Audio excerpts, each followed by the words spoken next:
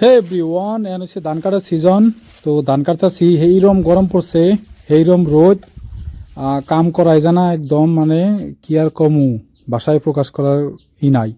এই যে ধান নাড়তেছি দেখছেন না, এটা যদি থার্মোমিটার দিয়ে চেক করা হয় অ্যাটলিস্ট 60 ডিগ্রি সেলসিয়াস, তার নিচে না, একবার 60-65 ডিগ্রি হবো, এত গরম পড়ছে। তো মানে এই গরমে মানে বেশি টাইম থাকলে মনে করি পাও পুড়ে যাবো গা, তাই আমি পাওটা দেখছেন দৌড় পারতাছি, মানে একবার ডাইরেক্ট নিয়ে যে এসিতে ডাবাম, মানে পানি ঠান্ডা পানিতে এসতে মানে ডুবাইতেছি যাতে মানে ঠান্ডা লাগে। তো তামাম গরম, কাম তো করা লাগবে, ধান পাকতেছে আর গরমে বেশি পাকে মানে রোদের প্রহরে।